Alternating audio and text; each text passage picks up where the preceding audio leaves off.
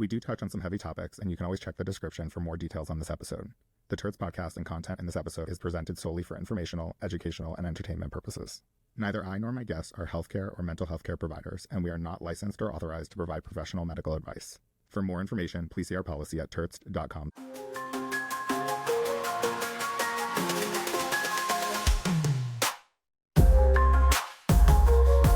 He starts every TikTok off with "Hi, gay boy," and while it isn't a jab, it's something that can feel like a gut punch or a warm embrace, because sometimes the scariest thing to face is ourself. James, welcome to Turtz.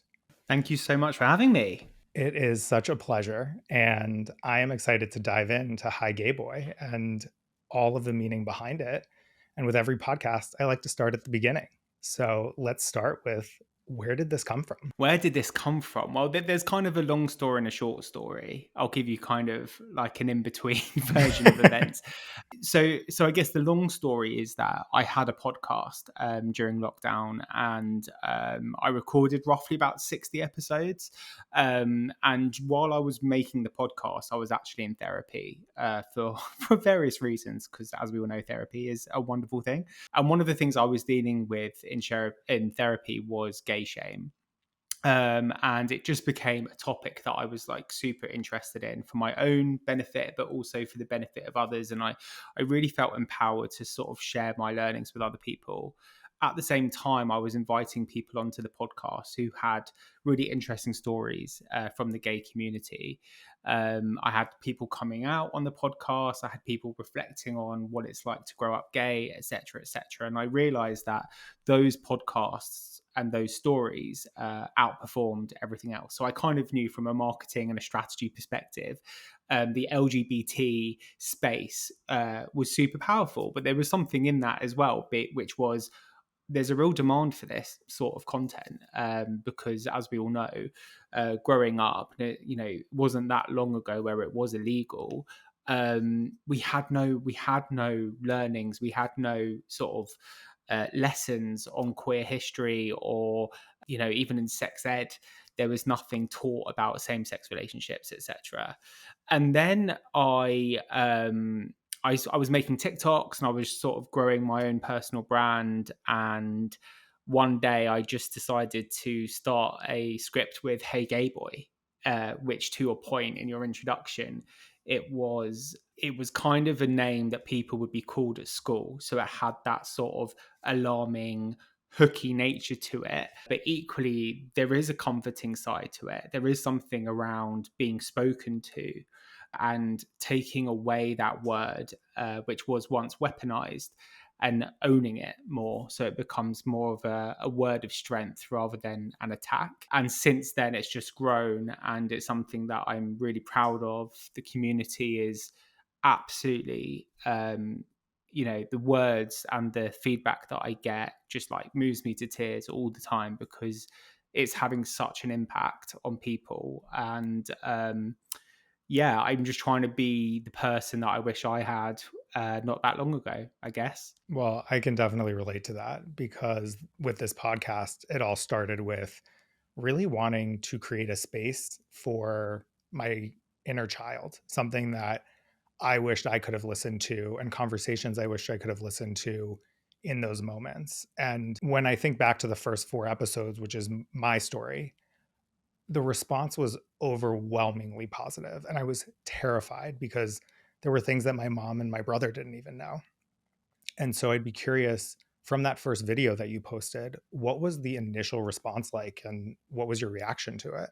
Yeah, a lot of what you just said really resonates with me as well, because even though I'm out and been out for a long time, there's still something that is so exposing and scary about talking about these things. And I guess if I really thought about it, it's because we've spent so many years of our life in the closet, and we were hardwired to like keep it a secret, and we were like riddled with shame, etc., etc.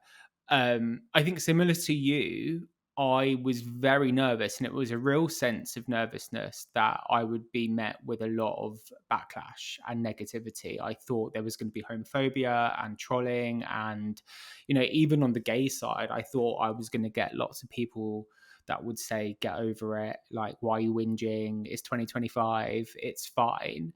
But actually the opposite has happened. It has been 99.99% positive, which has been a real surprise to me, really.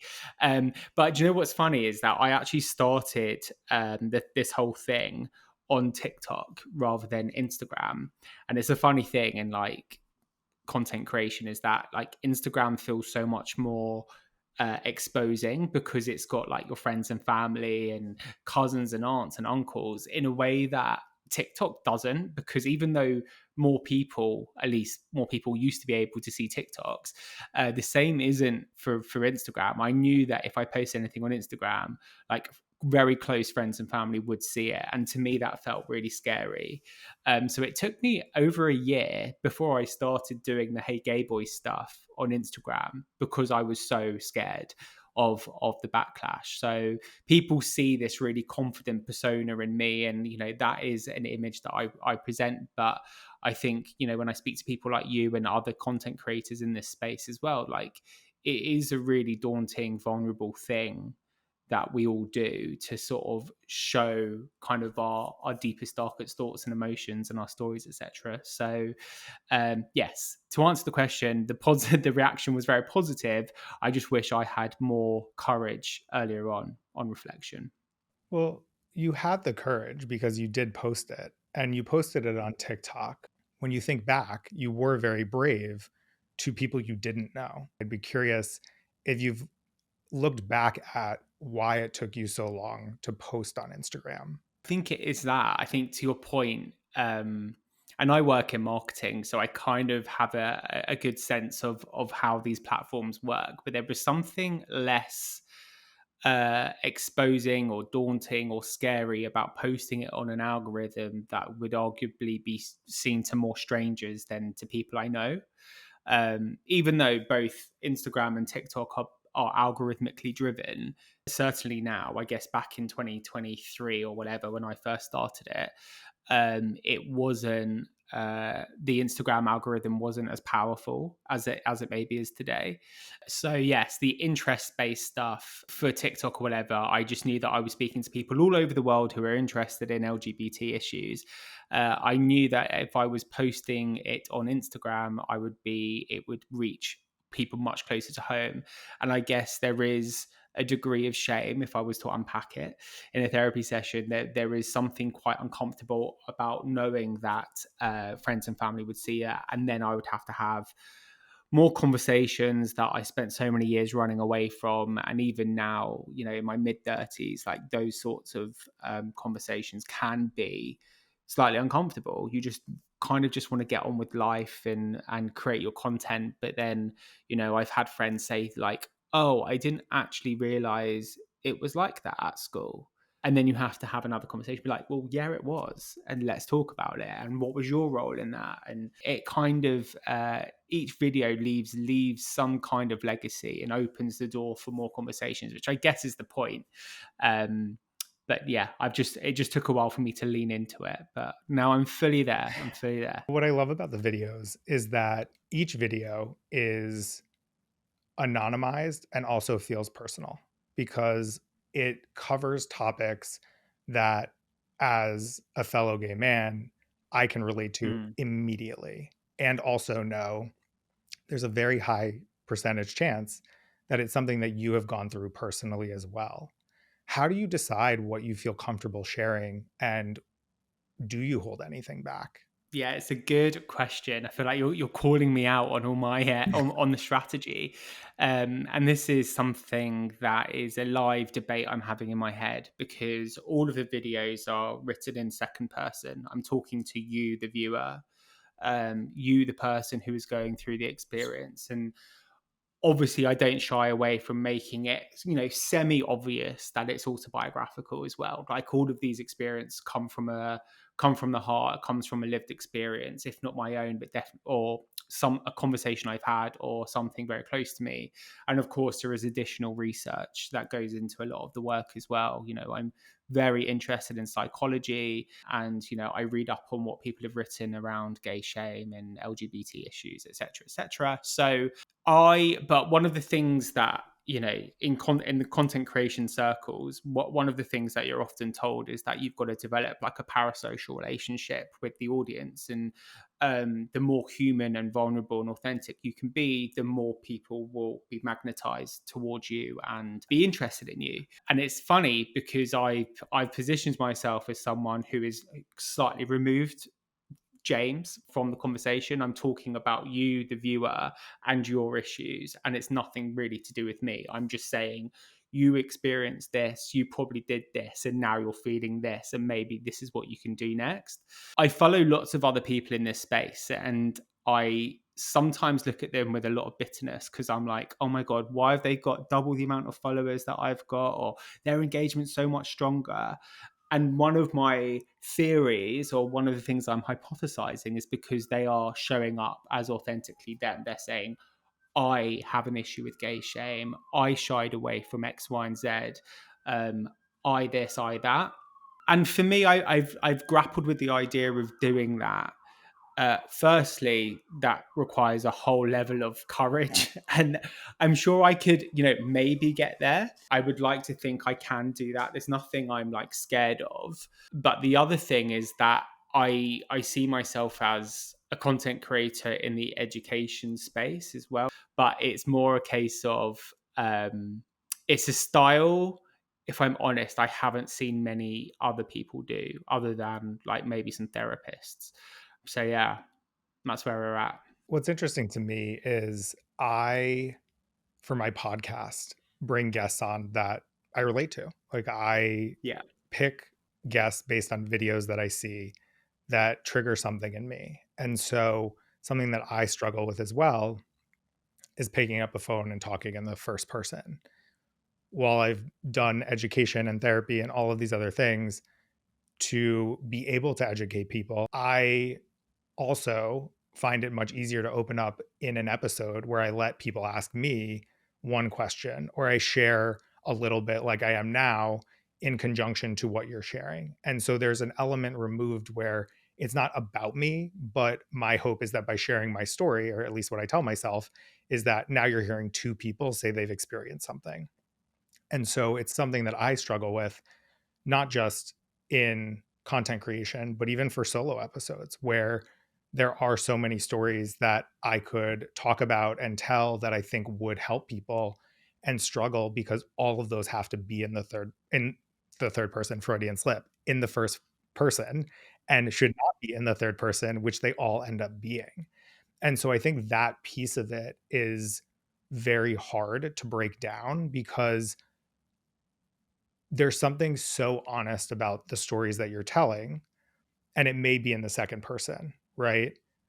However, there are people that post in the first person. Gosh, I was not anywhere near. Yeah, this is technical so stuff. I'm mixing all these up, but there are people who post in the first person, and you also know it's not real. It's a fictionalized version of their life or their relationship or the way that they talk to each other. And so when you're watching these, or at least when I'm watching these, I struggle sometimes because while it may be funny, there's an inauthenticity to that first person. And I'd be curious, as you're looking at social media and people who share authentically, but almost a exaggerated version, what are your thoughts on what is true authenticity on social media? You make a really good point, because the other sort of really strong reason why I do speak in second person, or I address the audience as you, not I, is because actually, even though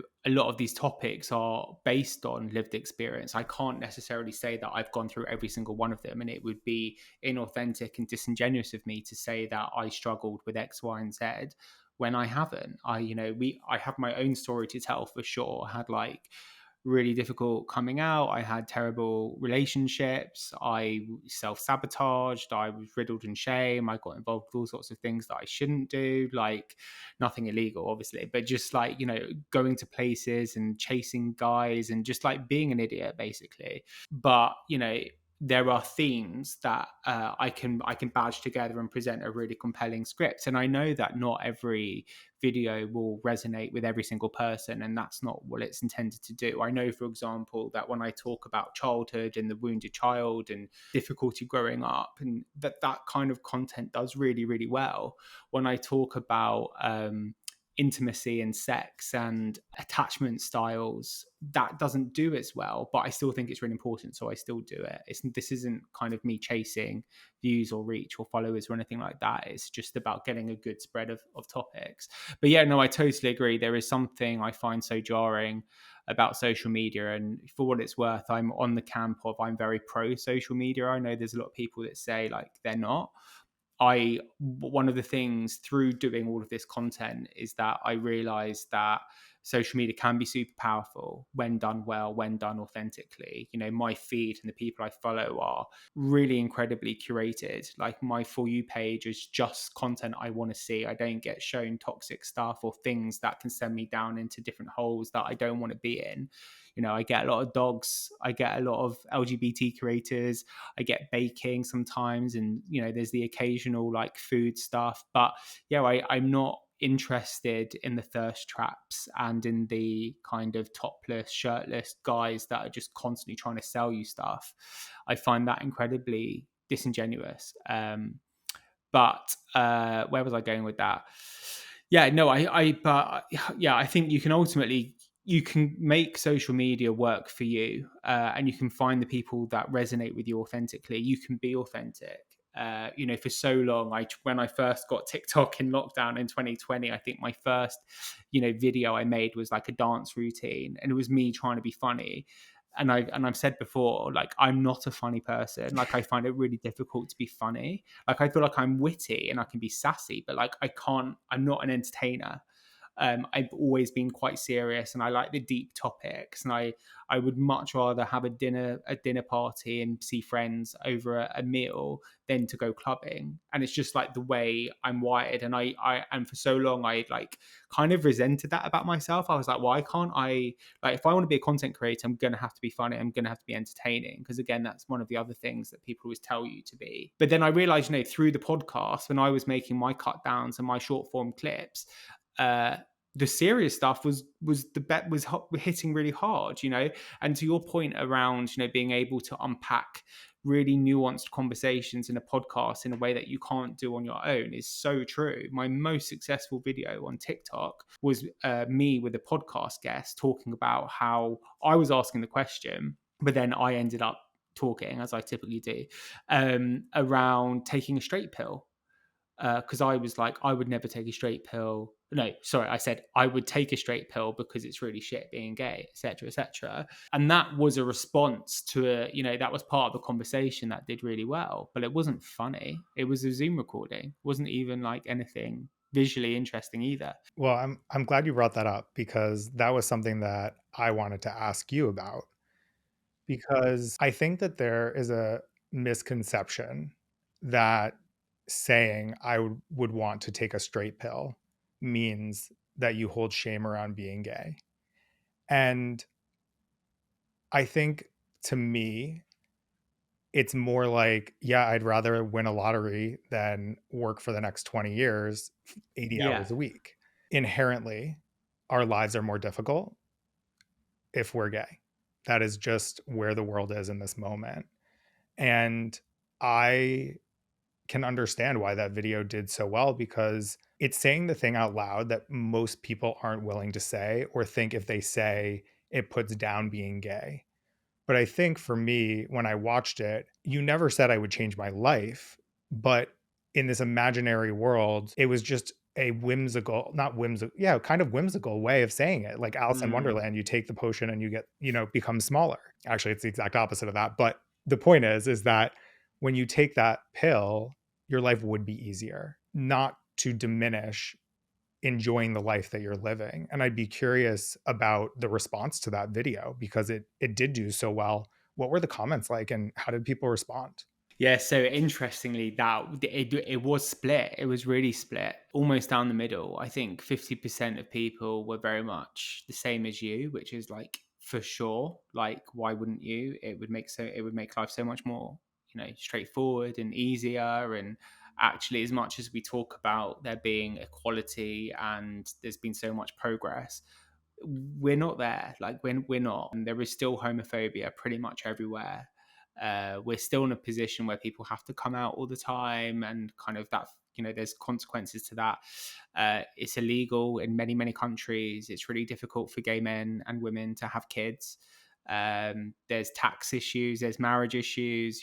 There's so many reasons that I could list off around why I think that there's still a lot of straight privilege. You are naturally privileged, in many ways for being gay. There are obviously other privilege, like there's white privilege and other things, middle class privilege, but it's fact. I'm not speaking subjectively, like it's fundamentally true. And I'm not saying that I am unprivileged in any way. And I'm always quick to remind people that I'm very privileged and grateful for the things that I do have.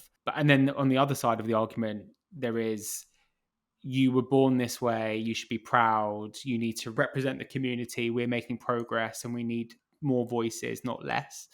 And we need people like you to fly the flag for LGBT issues, etc., etc. And I do sort of understand that position as well. However, I think I'm with you. Just, if I'm looking at this, if I zoomed out and looked objectively, it is factually true that my life would have been easier and would be easier now if I were born straight. And that concept or that idea in itself has fueled so many of the scripts that I've written, because this whole thing was born out of gay shame. My whole reason for going to therapy was because I had such a dysfunctional relationship with my sexuality, as do so many other gay men that don't talk about it. And there are universal truths. All of the videos that I make, the comments are like, me too, like, that's so me. How are you reading my mind? Are you in my mind? Are you reading my diary? Like, it's because we've all lived the same experiences. We've all gone through the same shit, the same trauma, the same coming out, the same fear of rejection, the same school playground bullying and name calling and coming out to colleagues for the first time and bringing a boy home, like all these things that we've had to do as gay men that I don't think straight men have to do in the same way. My therapist, when I showed him the video, he was like really concerned. Like, for him, he saw it as like his job will be at the end, when therapy was to end, like the big test of whether he's succeeded as a therapist would be if my answer to would I take the straight pill be the same as it was in the podcast clip. And unfortunately for him, he didn't succeed. Well, I think that that's a very short-sighted view of it, and not to put down your therapist in any way, but Yeah. I think the ability to hold something that is diametrically opposed in one hand, they don't have to be mutually exclusive. You can be a proud gay man. You can love the life that you're living and also acknowledge that taking a straight pill would take one step in an easier direction. And it doesn't mean that there aren't difficulties of being straight by any means, but being able to hold those diametrically opposed thoughts together, to me, is real healing, because you can see both sides of it and understand from both directions what each of them mean and balance the scale to live a fuller life. Because I think by denying that your life would be easier if you were straight, kind of means you're still in the cycle in my book. Yeah. No, I have a lot of empathy with that position, and I for what it's worth agree with you. I don't think it's as binary as the question makes it out to be, and I think that therein lies the nuance of the conversation, which is why that's not a script per se. That is something that can only really be unpacked in a podcast. But I think, the logic would be that if you are going to veer on the side of I would take a straight pill while still being proud, while still being a fulfilled gay man, if that's even possible, whilst you would still entertain the idea of taking a straight pill. I think the logic is you're always going to feel like you're living a lesser life because you haven't got what you really wanted, and you never can because you were born this way. So I think that's probably like the therapist challenge to me. It's like, it's not so much about the straight pill because that's not an option. The only option you have is to be as fulfilled, to be as proud, to get rid of as much shame as humanly possible. But if you and I are operating in an environment where we would always prefer to not be who we are, I know that's a really blunt way of saying it, and it is more nuanced than that, then how on earth will we ever be able to be free of shame? That's the challenge. Yeah. It's interesting to be able to argue both sides of a coin and be passionate about both of them, because I don't think when I first watched it or was talking about it, I looked at it in that way. I looked at it more as, I enjoy my life. I wouldn't change a thing, and I wouldn't change anything that I've gone through, because I wouldn't be sitting here having this conversation with you today. And you can't deny that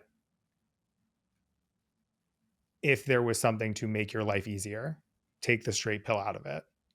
Who wouldn't take that? Right? Like, who wouldn't opt for that?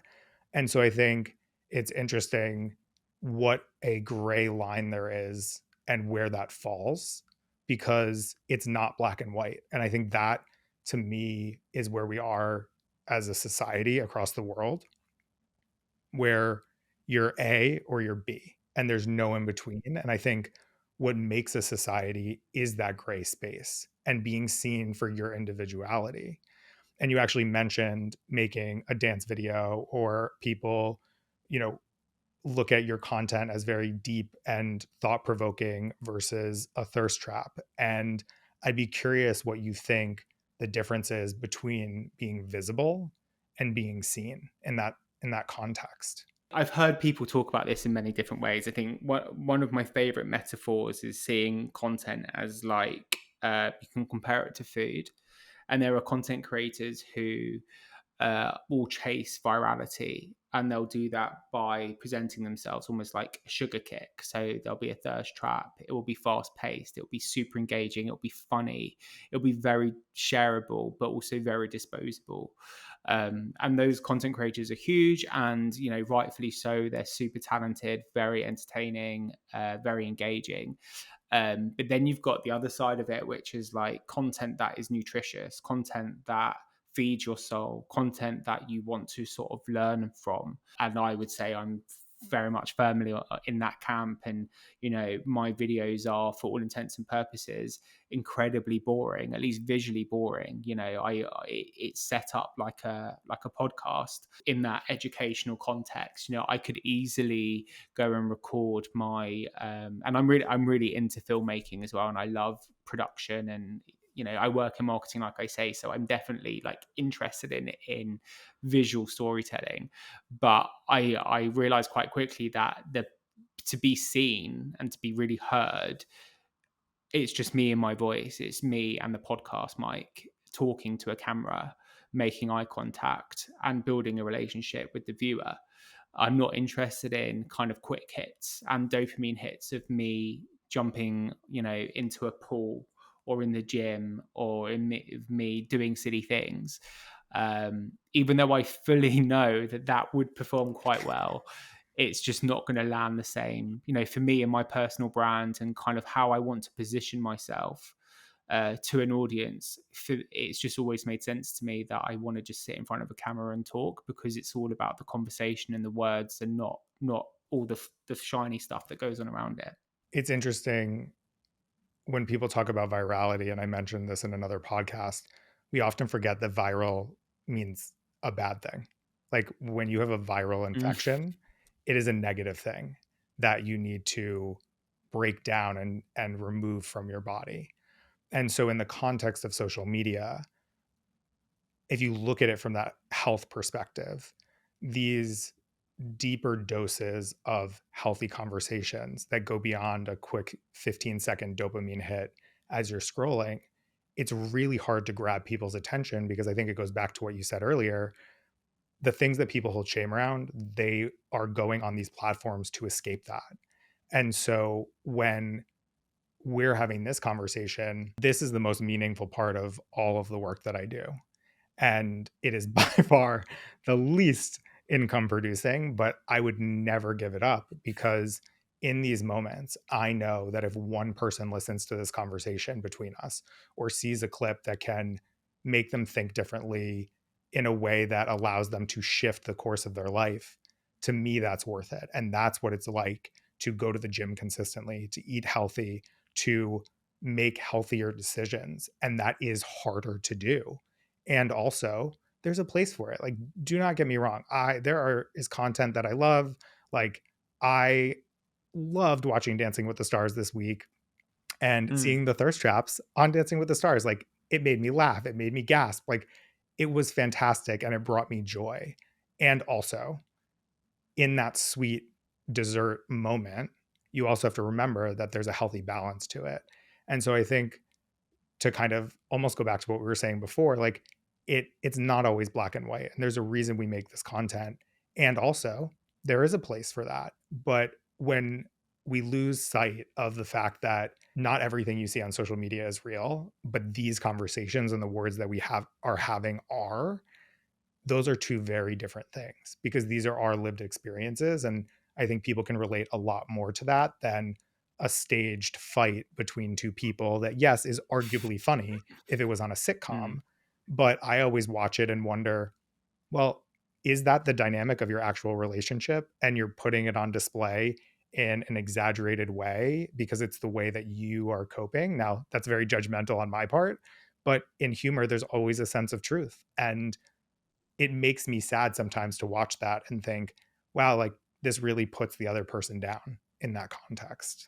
Yeah, I mean, I'm with you 100%, because there is one of the big trends I've seen in the last sort of 1 to 2 years is all these these gay couples, like as TikTok creators, like they'll just like be a couple, like come shopping with us, go to the gym with us, whatever, whatever. And I remember seeing like a few in London, like, and I went out on one of the rare occasions I went out a couple of years ago, and I saw one of these like TikTok couples in one of the gay bars, and I saw.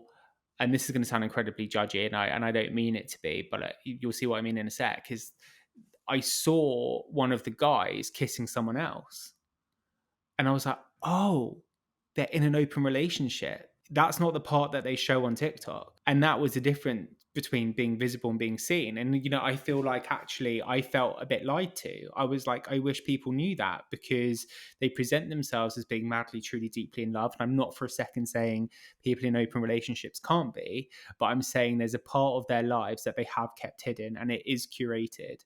And it was one of those kind of aha moments for me where I realized all of social media is highly performative. It's really curated and it's fake. I even say, even though what I talk about is all rooted in truth, and like I said, there is science and psychology that goes into it and my own lived experience. But it is, for all intents and purposes, embellished. It's not heavily scripted, but everything starts with "Hey, gay boy." There is a hook, there's a storytelling element to it, there's a transition, there's a payoff. So I'm telling a story, and mine is educational. So it just makes you wonder kind of what the others are doing. So yeah, I mean, social media is yeah, but you've got to go into it knowing that. You've got to know that you're consuming dessert and not the balanced meal sometimes, to use the metaphor. I'll speak from a first person experience. When I was younger and in my 20s, I posted many thirst traps. I was fortunate that I did gymnastics for 18 years of my life. I had a six pack. I had gained some weight at one point due to an injury, and I basically put myself into a bodybuilding show workout plan with a trainer that pushed me, and I got down to 3% body fat. Wow. And I'd never been unhappier in my entire life. And what's interesting is that as I talk about it, the first thought that came into my head was, okay, people are going to judge me because I had a six pack and I was in good shape and I was posting pictures in my underwear and provocative pictures. And I'm also sharing the other side of it where I was deeply depressed. And it was during a time where I hit one of two of the darkest moments in my three of the darkest moments in my life. This was one of them. And you never would have known that from the outside. And you never would have known that if all you saw was, neck to waist, because that's what people were looking at. And that's what I was trying to fill validation with. And I think when I look at where I was in my 20s and even where I was for most of my 30s, I knew I was unhappy and I didn't fully understand why. And I put a lot of work into therapy to figure that out, arguably maybe too much work, but here we are. As you think about your life and growing up without social media, having social media now, like, how do you see your life having changed over the course of the last decade? Well, thanks for sharing that story. I think it's super interesting, and I don't think you're alone. I think I, for one, also was prolific with. I wouldn't say thirst traps because I never quite got the body I ever wanted, but I was prolific at selfies and posing and going to the gym and knowing just how much to twist so that my biceps would look bigger, and I would know the exact spot in the changing rooms to take the picture. And That there's good all lighting. sorts of, I always know my good lighting. I still do, obviously. And there was always the DMs on Instagram. And, it was a real source of contention with the relationships I had as well. There was always a jealousy that underpinned it all. And you've probably read The Velvet Rage, but one of the best bits about The Velvet Rage, which was the bit that really hooked me in the book, is quite early on. It's that stage one where you get into a relationship with someone who's also in stage one, and you've got these two traumatized, really vulnerable men trying to form a relationship, but actually they're just like clashing. And that was something that really, really spoke to me. But yeah, my relationship with kind of seeking external validation has absolutely, thank God, changed as I've got older, because I share your view that, the more that you seek it, the deeper the wounds get. The more selfies I took, the more likes I got, the deeper the cycle went, and the deeper the trauma, and it just became a thing. And then it becomes a crutch for people that they just can't break. It becomes the validation cycle, because you're constantly, it's like a dopamine hit every time. But yeah, there's something about just one day, I don't know when it was or how it happened, but I just realized I didn't care for it. There was something about finding my authenticity that I just knew that it's no one wins from it. Now, don't get me wrong, like I spoke about this a lot in therapy as well, and everyone needs a degree of narcissism within them, because otherwise, as my therapist once said to me, he was like, if people had no narcissism, they would never get a haircut. You would never shower. You've got to take care of yourself. You've got to be able to understand the difference between wanting to present yourself as well dressed, smelling good, clean shaven, nice haircut, whatever, that isn't seeking validation. And there is a difference. And there is, a concept in psychology called healthy narcissism. And it is healthy. You can have healthy narcissism, which sounds like a paradox, but it's not. And I think that learning about it really changed it for me, because knowledge really is power, to not sound too cheesy or cliche. Like, it was actually learning about it that really changed it. But what I will say, that I don't think not enough people say, is that it's not a one and done thing. Like, I go back and forth all the time. Like, I will still go on holiday and I will catch myself taking a photo of myself that I upload, and I do question myself, like, is this appropriate? Like, am I attention seeking here? Am I seeking validation? And you know what? Sometimes the answer might be, yeah, you kind of do want a bit of feedback on this because you're proud of something or like you want to share it. But I'm all fully aware of it. And I think the danger zone is when people do it blindly and without knowing what they're doing. One of the big eye openers for me throughout the whole Hey Gay Boy experience was just how unaware so many how unaware so many people in the LGBT community are of concepts of gay shame and trauma. Like for me, I've gone through therapy just like you have, so I'd learn about it and I'd read the books, but some people didn't want to know about it, and some people come out much later, so they don't have the tools. But it's only once you're aware of it does the dial really shift. As you talk about that, I think about going to music festivals and going to a bar or a club and how that changes within the context of the value we see in ourselves and going out to have fun versus going out for validation. And the thought that immediately came to my head was, listen, Coachella is it's a hot desert climate. And I spend most of Coachella shirtless until it gets so cold that like the sun goes down and I put on a sweatshirt. But Yeah. I sweat a lot. Like I drink buckets of lemonade. And it always amazed me that I got more compliments from straight men than I did from anyone else.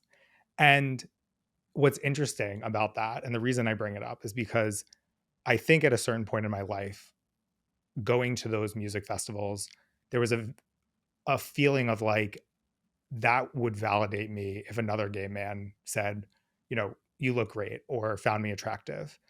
And as I got older, those compliments from straight men almost meant more. And I don't know that this is a perfect analogy, but I'm going with it and we'll see where it goes. It almost meant more because there was a part of me that was putting in the work for myself to be healthier. And I struggled with my weight for the last few years because no matter what I did, no matter how few calories I ate, doing 50 minutes on a stair climber, working out, on top of that, cutting out carbs almost completely, except for like 100 grams of rice a day, like it wasn't healthy.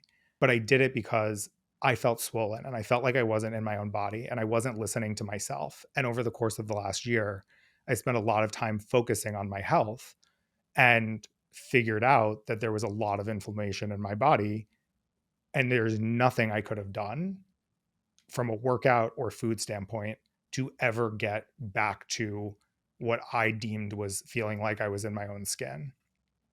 And so in those moments when I got the compliment, it was flattering, but in a different way because it wasn't about like this person wants to sleep with me. It was about this person is acknowledging that I've put in a lot of hard work, and it's just an interesting thing to look back on for me, and maybe this is just completely narcissistic at this point, but there was just something different about the compliment because it hit from a place of like hard work, not I want to sleep with you. And I think that sometimes is the feeling seen versus visible on social media, like these deep conversations feeling seen versus visible because you post a good picture. But it always makes me laugh because I would always be like, interesting. But it meant more because it was like you put in the work. I don't know how to explain it, but I'd be curious. Like, Yeah, you gonna no, I say, yeah, Charlie, understand. that's completely narcissistic, or am I on the right No, track with not at something? all.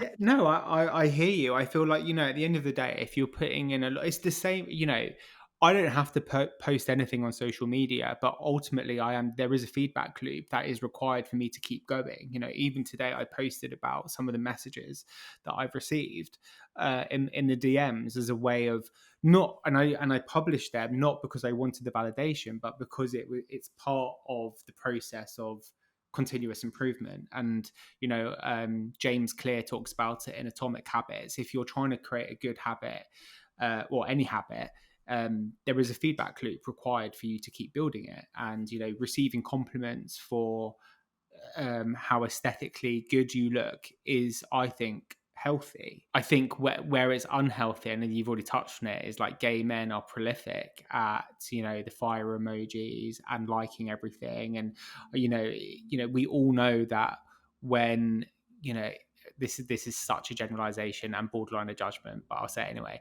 But like with gay men are, you know, tell everyone they're hot, or like daddy or yes, or like whatever it is, it's like those compliments run hollow. So it probably makes sense that when someone who isn't complimenting you because they want to get into bed with you, that has slightly more significance and carries slightly more value because it's rooted in something that they admire and something that you've worked hard for. So that does make sense. I mean, there is also another element, which is gay men wanting straight male approval, but it sounds like that's not what you're doing here. Oh, it made me so But uncomfortable, but I did enjoy the compliment. But I definitely understand that as yeah, well. Like when you're that younger kid, you know, whether you're in your teens or 20s or even 30s, like I used to make sports references or attempt them at work because I wanted to fit in and I didn't want to be seen as like the token gay man on the sales team. Like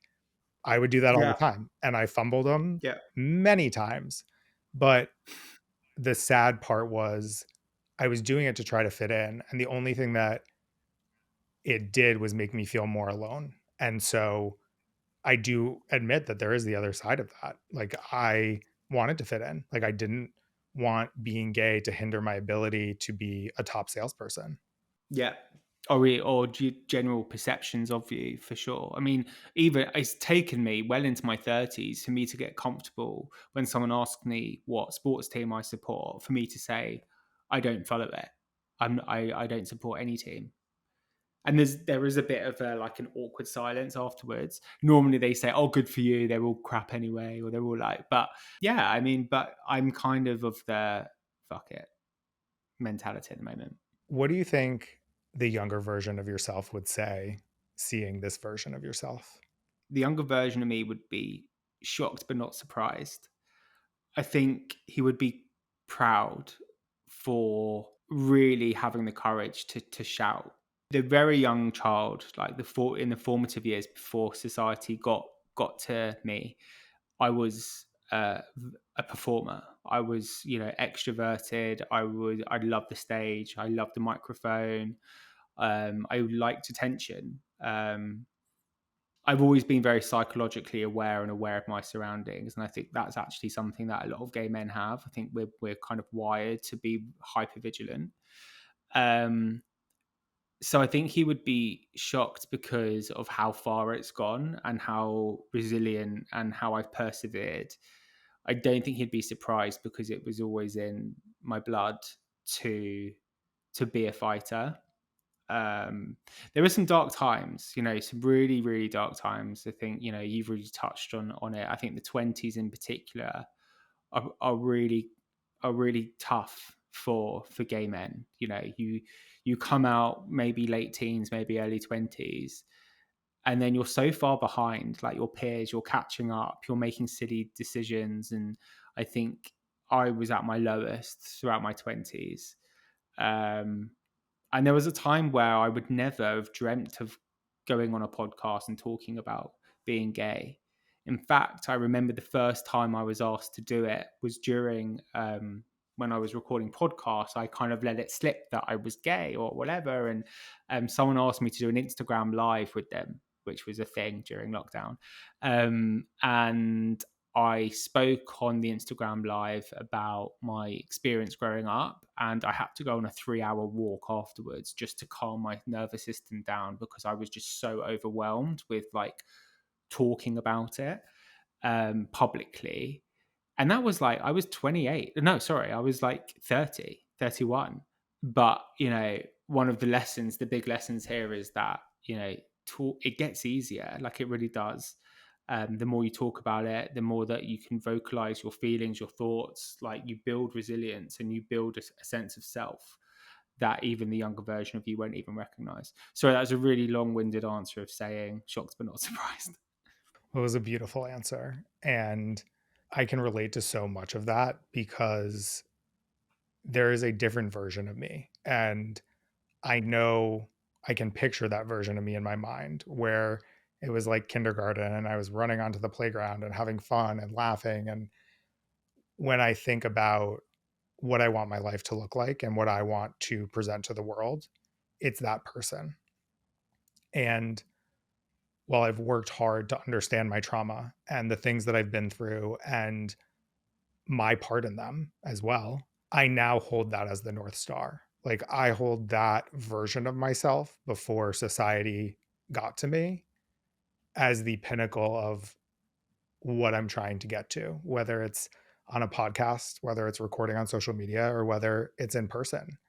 And it is very hard to think back to that in the darker moments because you have the lived experience that has shown you the other side of it.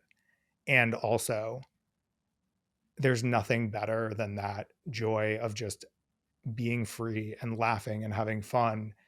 And no matter how old we get, I think that is something that everyone should focus on. What is making you happy? What is making you laugh? What is bringing you joy? And if the answer is nothing, then taking a step forward each day, trying to figure that out and get back to who that is important. And to your point, the work to do it is hard. The first 4 episodes that I released telling things that I had never told anyone before was so freeing. Like I felt like I had a weight off my shoulders and I felt like I had been re-traumatized all over again. And I can relate so much to that 3-hour walk because Mm. it's real. Like there's a difference between acknowledging something in therapy and acknowledging it in front of the world. And the world could be 3 Mhm. people, it could be a million people, it doesn't matter, but saying it out loud outside of a therapy session is very different. Yeah. Yeah, it is, and you've done an incredible job in getting to where you are today. Again, I even my straight friends, I think, don't really see just how much pain we all had to live through. You know, growing up, like it's much harder and it runs much deeper than I think people care to realize. Even though on the surface we have these massive pride marches in capital cities and we've got LGBT celebrities and politicians, whatever. It doesn't matter because for us, for so many years, for decades of our lives, we were told that we weren't worth it. We were, you know, told we were, you know, shame was projected upon us, you know, through policy, through government, through education, through all sorts of different ways. In you know pop culture and celebrity culture as well. You know, there was homophobia like rampant on TV, and that's happened, you know, relatively recently. You know, gay marriage. I don't know what year it was in the States, but I think it was 2010, I want to say, in the UK. Like that wasn't that long ago, 15 years ago. I was, you know, in my late teens. Like I'd already gone through like my education system. So my worldview, I totally absorbed the fact that being gay was less than. So to be able to publicly talk about it and to reflect on the shame and the pain um, is a very powerful thing. So yeah, that's where we're at. With everything we talked about today, what is the message that you want to leave people with? You have a story to tell.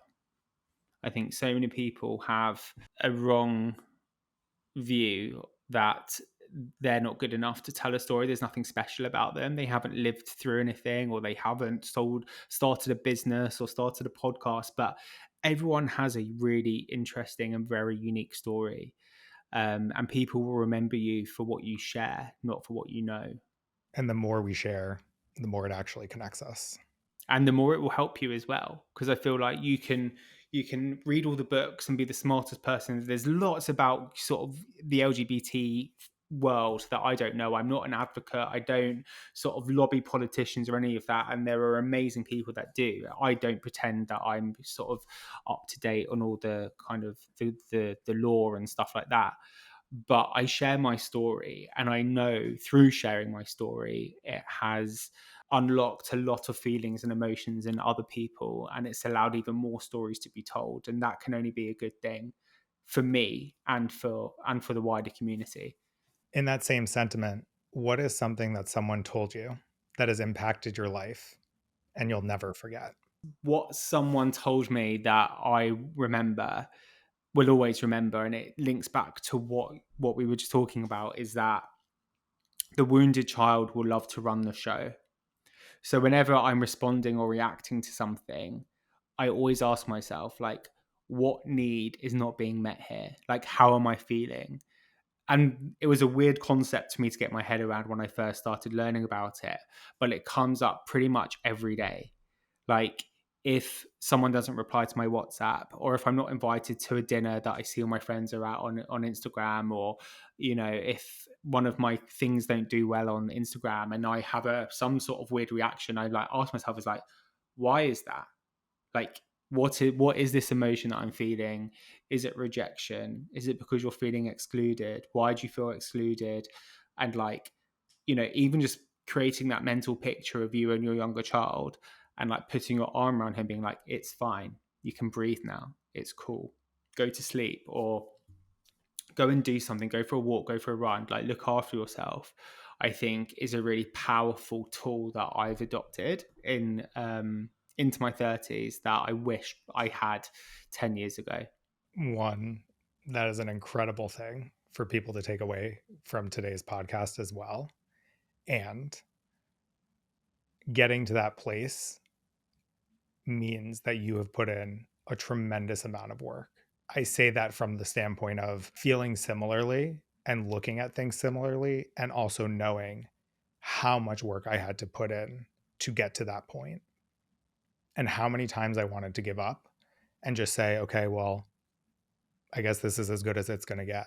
And really trying to understand the inner child is not a weakness. It actually, to your point, gives you this strength of looking at things more neutrally and from a third person, almost giving yourself advice of, this is a different version of yourself. That's not who you are today. And that's not the work that you've put in. And let's look at this, can really drastically change the way that you react to things. And that's not just with other people, but even how you speak to yourself. A lot of times I tend to go for rip the band-aid off. I had a therapist say that's really an unkind way of saying, let's get to work and do something.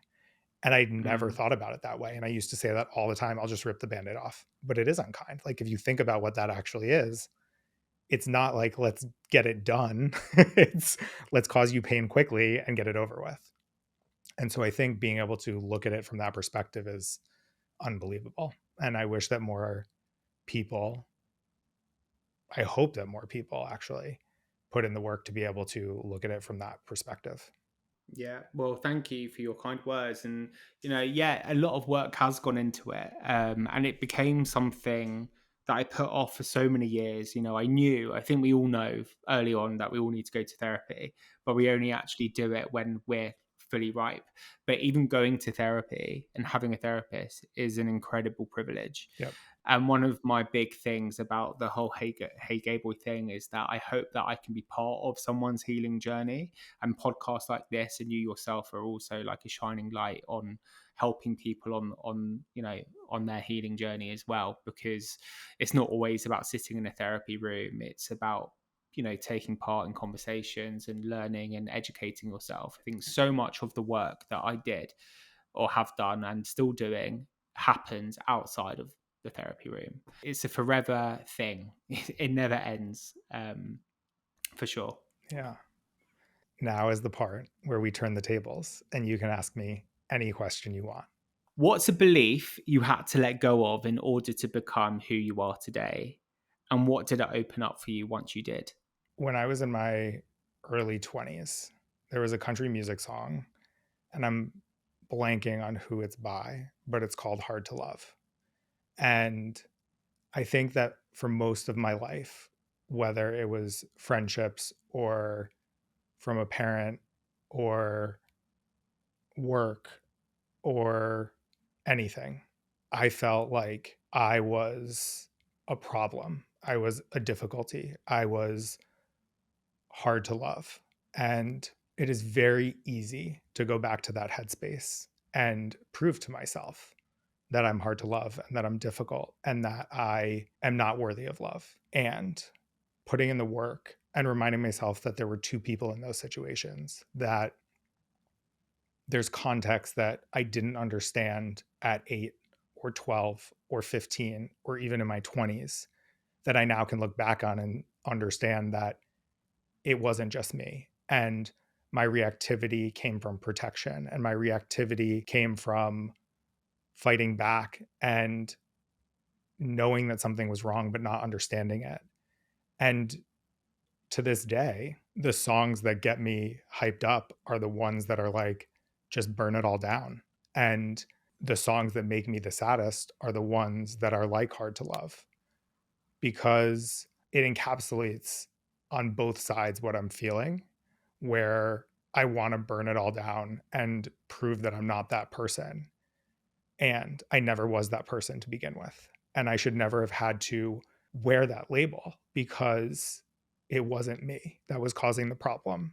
I've always been a person of wanting to understand something from the root cause, the why, the very base layer.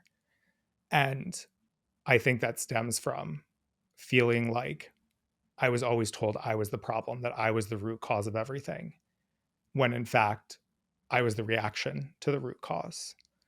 And so it takes a lot of work, a lot of the time, to remind myself that it's a slippery slope to go backwards. And it goes back really quickly when you start looking at those limiting beliefs. And it's not who I am, and it never was. But no one's perfect. We're all working on ourselves. We're all experiencing different things in life. And so I don't want this to come off as I'm putting all the blame on someone else, because I did have a part in it, and I did react, and I got bigger and stronger and angrier and mad. And I think it comes back to a core emotion of anger, and just, I can feel sadness really easily, but I fight the feeling of anger because I never want to be what was done to me. Powerful. Thank you. And thank you for sharing so much today. It was such a pleasure. And I am excited to hear many more Hi Gay Boys in the future. I hope so. I mean, sometimes I sit there and wonder how many more I can do. Yeah, no, I really, really enjoy making them. I wouldn't do it, and I wouldn't be able to do it for this long if it was something I didn't enjoy. So I very much plan on doing it for a little while longer, at least. Well, I'm very glad to hear that. And thank you for joining me today. Thank you so much for having me on. I've loved this conversation. Me too. Do yourself a favor and hit that subscribe or follow button, because trust me, you won't want to miss what's coming next. And if today's episode got you thinking, laughing, crying, or maybe even rolling your eyes, write a review and tap to rate. Now let's be real. This convo doesn't end here. Hit us up on socials and don't be shy. Slide into our DMs. We love to connect. Thanks for hanging with us today, and catch you on the next one, because our journey together is just getting started. Remember, stay curious, live authentically, and keep turtzing it up.